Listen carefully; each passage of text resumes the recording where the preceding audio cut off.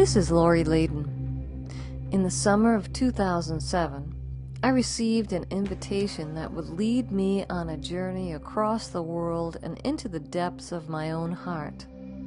After my first humanitarian journey to Rwanda, I developed Create Global Healing as an organization dedicated to trauma healing and heart-centered leadership experiences for orphan genocide survivors, U.S. students, and fellow humanitarians. What follows is my invitation to you to share in some of the gifts and miracles that have unfolded from this work. In April 1994, the people of Rwanda were the victims of a government-sponsored genocide. 1 million people murdered in 100 days. People often ask me why I work there. Despite the horrors that occurred, Rwanda is achieving a remarkable recovery, and these orphan genocide survivors inspire in me a true knowing that world healing is possible. Yet many still suffer, especially the 1 million orphans now aged 16 to 25, living with the physical and emotional scars of gruesome memories, mutilation, disease, and poverty, with little hope for the future. These are the young people we serve. We work with one group of 550 teenage orphans living in the poorest remote high school orphanage at the top of a mountain where few people travel to. With no running water or electricity, these teenagers live in cramped quarters with as many as 250 living in one room. They eat meat only 3 times a year and must find other places to live during summer break.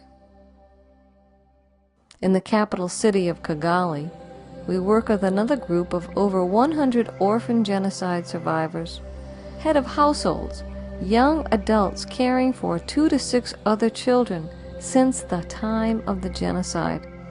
Most of our orphans have never shared the details of what they've experienced.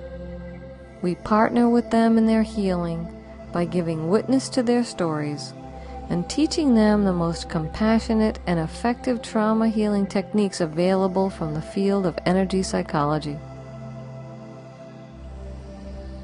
With 30 years of traditional and alternative training in psychotherapy, I honestly don't know what I would have done without EFT and tapping in Rwanda.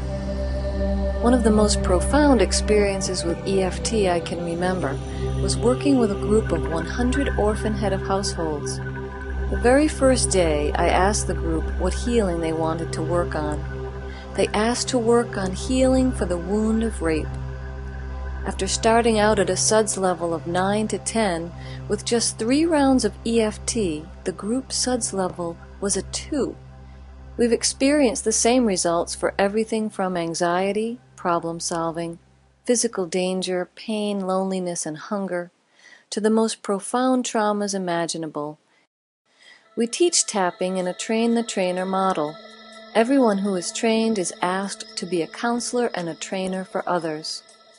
During our first program at the orphanage, we trained 60 students and 15 teachers who were then tasked with training the other 600 orphans at the school. When we returned the following year, these young people had arranged themselves into families, designating a mother, father, and counselors to learn about each other's problems and provide support with EFT and other tools. Trauma outbreaks were reduced by an astonishing 90% in just 1 year. They experienced tapping as a way of bringing peace to their bodies and their hearts, even while continuing to live in such challenging circumstances. This is very cost efficient, it's very efficient, period, in terms of the amount of resources that we have, and we just can't possibly, without having something very rapid and quick, we can't reach all these people. It'd just be impossible. Nobody could do it. I came back from Rwanda, believe it or not, with a greater idea of how we would attain world peace. If these survivors can forgive, now we have a template for world peace, because if they can forgive, we can bring this model all over the world, and now we really have something to offer. Imagine an international youth healing center, what we're calling Project Light, where young people receive basic needs, healing, training, and real opportunities for economic independence and the freedom to become heart-centered leaders.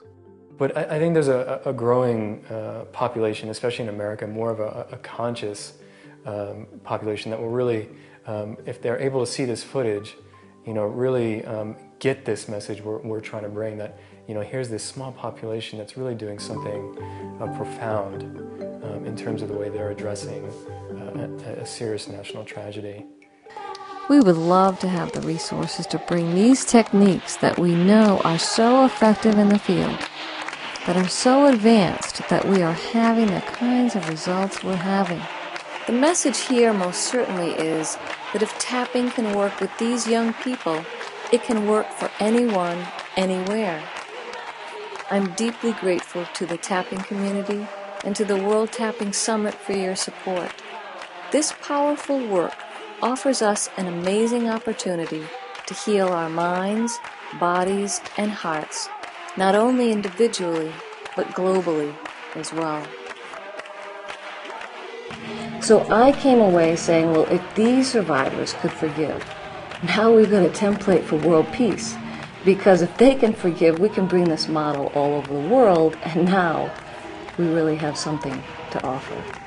That's what has inspired me, and sure would like to get that word out.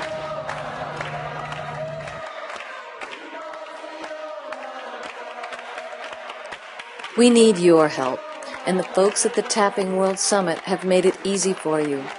When you pick up a copy of the Tapping World Summit, digital or hard copy, they will donate 100% of sales until we reach our goal to raise $25,000. What a perfect fit. You help others, and you help yourself at the same time. You can and do make a difference.